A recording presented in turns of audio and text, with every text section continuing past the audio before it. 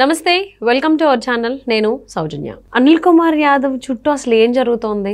ఆయన ఉన్న చోటు నుంచి నరసరావుపేటకి ఎందుకు మారుస్తున్నారు? సో ఉన్న చోట్ల గెలవరన్నా లేకపోతే ఏంటి? ఎందుకు ఇలా జరుగుతోంది? అండ్ వైసీపీ మాజీ ఎమ్మెల్యే అనిల్ కుమార్ యాదవ్కి ఏదో జలకి ఇవ్వబోతున్నారు, షాక్ ఇవ్వబోతున్నారు అన్నట్టుగా కూడా వార్తలు వినిపిస్తున్నాయి. ఈ అంశానికి సంబంధించి మనతో మాట్లాడడానికి, వారి విశ్లేషణని మనతో పంచుకోవడానికి ఈరోజు మనతో పాటు ఉన్నారు సీనియర్ జర్నలిస్ట్ జగదేవ్ ఉన్నారు. వారితో మాట్లాడతారు. నమస్తే అండి. నమస్తే. అనిల్ కుమార్ యాదవ్కి వైసీపీ మాజీ ఎమ్మెల్యే జలకి ఇవ్వబోతున్నారు, షాక్ ఇవ్వబోతున్నారు అన్నట్టుగా వార్తలు వినిపిస్తున్నాయి. తన సొంతూరు ఏదైతే ఉందో నెల్లూరు జిల్లా నుంచి, అక్కడి నుంచి కాకుండా ఇప్పుడు నరసరావుపేటకు తీసుకొచ్చి అక్కడ పోటీ చేసే విధంగా అనిల్ కుమార్ యాదవ్కి జగన్మోహన్ రెడ్డి నిర్ణయించుకున్నట్టుగా మనకి వార్తలు కూడా వచ్చాయి. సో ఎందుకు అలా ఏం జరిగి ఉండొచ్చు? అందరితోని ఎలా అయితే మార్పులు చేర్పులు చేశారో అలానే అనిల్ కుమార్ని కూడా చేయడం జరిగింది. అండ్ దట్టు సొంత జిల్లాలో ఎంత వ్యతిరేకత ఉంది అనిల్ కుమార్కి మనం అందరం చూసాం, విన్నాం కూడా. సో ఈవెన్ వాళ్ళ ఇంటి నుంచే వాళ్ళ బాబాయ్ అన్నయ్య సంథింగ్ ఎవరో రిలేటివ్ అయినా నేనే ఓడిస్తాను అనిల్ కుమార్ యాదవ్ అన్నట్టుగా స్టేట్మెంట్ ఇచ్చినట్టుగా మనకి వార్తలు వినిపిస్తున్నాయి. అసలు ఏంటి అనిల్ కుమార్ యాదవ్ చుట్టూ ఎందుకు ఇన్ని వార్తలు? అంటే ఒక్క అనిల్ కుమార్ గారు అనే కాదండి, వైసీపీలో చాలామంది కీలకమైన నాయకులు ఉండే చాలామంది అభిప్రాయం ఏంటంటే, ఇక్కడ స్థానికంగా ప్రజల అభిప్రాయం లేకపోయినా పర్వాలేదు, కార్యకర్తల అండ లేకపోయినా పర్వాలేదు, నాయకుల ఆశీర్వాదం లేకపోయినా పర్వాలేదు, జగన్మోహన్ రెడ్డి గారి చూపు మా మీద ఉంటే చాలు అని అలా అనుకునే వాళ్ళు చాలామంది ఉన్నారు. అందులో అనిల్ కుమార్ గారు ఒకరు. అసలు నెల్లూరు జిల్లాకు సంబంధించి ఈయన అనిల్ కుమార్ గారు మాజీ మంత్రి అంతవరకు ఎమ్మెల్యేగా ఉన్నప్పుడు ఒకలాగా ఉన్నారు. ఎప్పుడైతే నీటిపారుదలకు సంబంధించిన ఆయన శాఖ కేటాయించారో ఒక్కసారిగా ఆయన నడవడికలో కానీ ఆయన ప్రవర్తనలో కానీ చాలా తేడా వచ్చింది అన్నట్టుగా కూడా స్థానిక ప్రజలు కానీ కార్యకర్తలు, ఎస్పెషల్లీ అతను కూడా ఉండే అనుచరులు కూడా చాలామంది నివ్వెరపోయినట్టుగా కూడా మనం వార్తలు చూసాం. అంటే మీరు అన్నట్టుగా బాబాయ్ కానీ వాళ్ళ మెయిన్ కుటుంబ నేపథ్యం ఎవరైతే ఉన్నారో, లేదా పార్టీకి బాగా పనిచేసిన వ్యక్తులు, నెల్లూరు రాజకీయాలు ఎప్పుడూ చాలా డిఫరెంట్గా ఉంటాయి. అంటే రాష్ట్ర రాజకీయాలకి భిన్నంగా ఉన్న పరిస్థితులు కూడా కనిపిస్తుంటాయి. సో అటువంటి నెల్లూరులో మీరు అన్నట్టు కుటుంబంలోనే ఆయన బాబాయ్ గారు కూడా ఈయన ఈసారి ఇక్కడ కంటిన్యూ అయితే నేనే ఓడించే పరిస్థితి కనిపిస్తుంది అన్నట్టుగా పబ్లిక్గానే స్టేట్మెంట్ ఇవ్వడం. సో జగన్మోహన్ రెడ్డి గారు కూడా వైనాడ్ 175 అనే కాన్సెప్ట్లో ఇక్కడ వాళ్ళని అక్కడ వాళ్ళని ఇక్కడ షఫుల్ చేయడము, లేదంటే తర్జుమా చేయడం గట్రా జరుగుతున్న నేపథ్యంలో అనిల్ కుమార్ గారికి నరసరావుపేట బాధ్యతలు అప్పగిప్పే అవకాశం ఉందట. సో అందుకని అనిల్ కుమార్ యాదవ్ గారికి ఇక్కడ ఇస్తే అక్కడ స్థానికంగా నీటిలో మొసలికి బలం అన్నట్టుగా స్థానికంగానే ఆయనకి వ్యతిరేకత ఏర్పడి ఆయన అక్కడ మనగడ లేని పరిస్థితి వస్తేనే ఇక్కడికి వచ్చారనుకుంటుంటే, ఇక్కడ వాళ్ళు ఇంకేం ఉంటారు? ఆల్రెడీ ఇక్కడ ఉన్న ఆయన ప్రజెంట్ ఎమ్మెల్సీగా ఉన్న జంగా కృష్ణమూర్తి గారు మెయిన్ ఏంటంటే, ఈయన పార్థసారథి గారితో కలిసి ఆల్రెడీ మీటింగ్ పెట్టుకున్నారు. ఈ మీటింగ్ పెట్టుకున్న సారాంశం ఏంటంటే వీళ్ళిద్దరూ కలిసి టీడీపీలోకి షిఫ్ట్ అయిపోతున్నారు అని కూడా ఒక టాక్ ఉంది. అంటే ఇంకా కన్ఫర్మ్ అవ్వలేదు, బట్ ఆబ్వియస్లీ జరిగేది అదే. టీడీపీలోకి ఎందుకు వెళ్ళడానికి వెనక ముందు అవుతున్నారంటే, టీడీపీ జనసేన అలయన్స్ వల్ల టీడీపీ పొత్తుల విషయంలో కూడా ఇంకా క్లారిటీ రాలేదు కాబట్టి ఏ సీట్ ఎవరు కేటాయించాలో అని తర్జన భర్జన అవుతున్న నేపథ్యంలో టీడీపీలోకి వెళ్ళినా సీట్ కన్ఫర్మా కాదా అనేది ఒక డౌట్ఫుల్. సో ఇదిలా ఉంటే ఈ గురజాల నియోజకవర్గం నుంచి ఈయన సీట్ ఎక్స్పెక్ట్ చేస్తున్నారు జంగా కృష్ణమూర్తి గారు.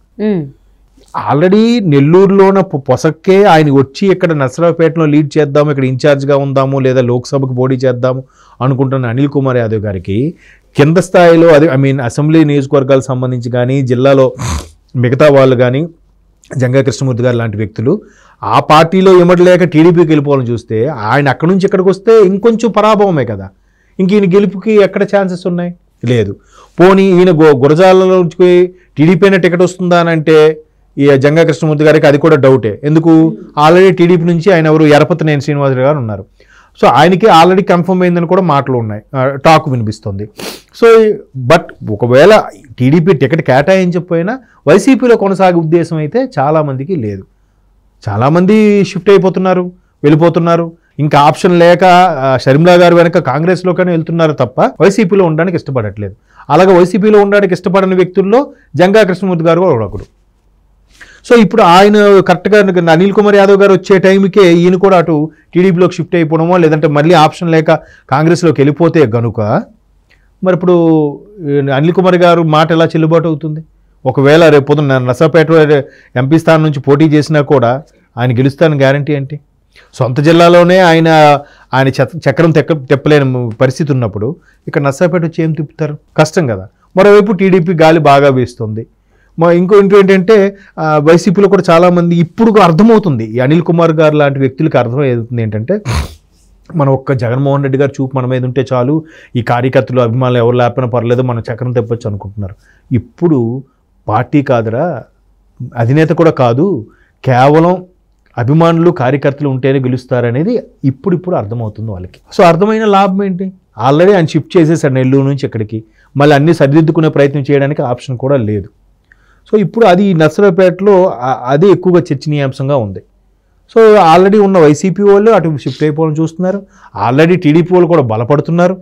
మరోవైపు కోడెల గారు లాంటివి, కోడెల గారి నియోజకవర్గం యాక్చువల్గా కోడెల శివప్రసాద్ గారు. సో అంత బలమైన టీడీపీ నాయకుల నియోజకవర్గం కాబట్టి, బలమైన జిల్లా కాబట్టి టీడీపీకి సంబంధించి ఎరపతినేని గారు కూడా మంచి బలంగా పుంజుకుంటున్నారు, ఆయనకే ఇస్తారని కూడా టాక్ వినిపిస్తుంది.